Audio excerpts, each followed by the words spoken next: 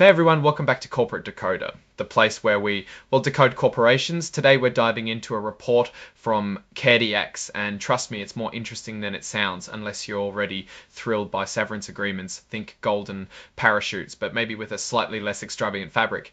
CareDx is a company that focuses on transplant patient care. They offer tests and services that help monitor the health of transplant recipients. The main point of this report is a change to an agreement with one of their top executives, the Chief Financial Officer, Abhishek Jain.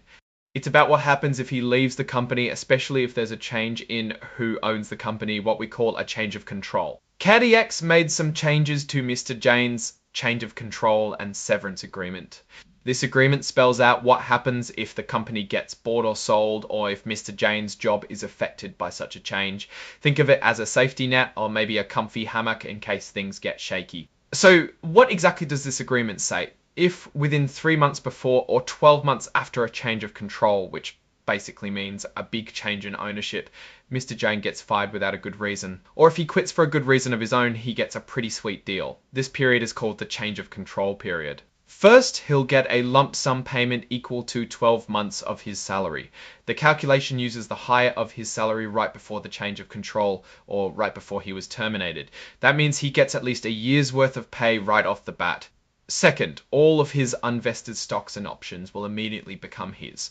These are equity awards and they are considered achieved at target levels. Usually you have to wait a certain amount of time to fully own these, but this agreement speeds that up. Third, he gets a lump sum payment equal to 100% of his annual bonus. Again, the amount is the greater of the target bonus for the year of the change of control or the target bonus for the year he gets terminated. It's like getting his bonus paid out in full no matter what. Fourth, the company will cover his COB, INB, or Kebria's COBRA health insurance premiums for 12 months for him and his family, or until he gets covered by another similar plan. Health insurance can be expensive, so this is a significant benefit. But what if Mr. Jain leaves or is terminated without cause outside of the change of control period? Well, the agreement still has some perks for him. He'll get 12 months of severance pay based on his salary, paid out through the company's normal payroll. It's a smoother transition. He'll also get COBRA health insurance coverage for 12 months, just like if it were during a change of control. Now, of course, there's a catch. To get these benefits, Mr. Jain has to sign a separation agreement, which includes releasing any claims he might have against the company. It's a standard part of these kinds of agreements. If you want to read the full agreement, it's attached as an exhibit to this report. It's all the legal details if you're into that kind of thing. Now, what does this all mean? Well, these kinds of agreements are pretty common for top executives. They're designed to protect them if the company gets sold or changes hands. It ensures that the executive doesn't get left out in the cold if new management comes in. It also helps the company in a way.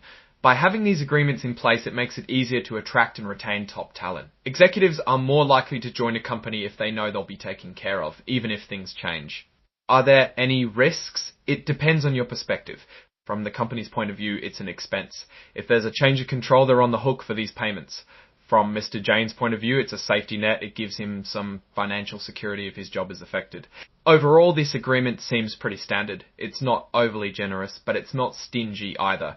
It's a reasonable way to protect an executive and ensure the company can attract talent. Whether it will pay off for either party remains to be seen and will depend on if a change of control happens. So what's my take on CareDx? I think it is a fairly stable company with a clear focus. The numbers in this report are not concerning, and the management seems to be taking appropriate steps to ensure smooth transitions and attract the best people. The main risk for a company like CareDx is always competition and market dynamics in the medical sector, but it does not appear to be an immediate risk based on this report. Thanks for watching. If you enjoyed this Corporate Decoder episode, please like, comment, and subscribe. It helps us bring you more insights into the world of corporate filings and executive agreements.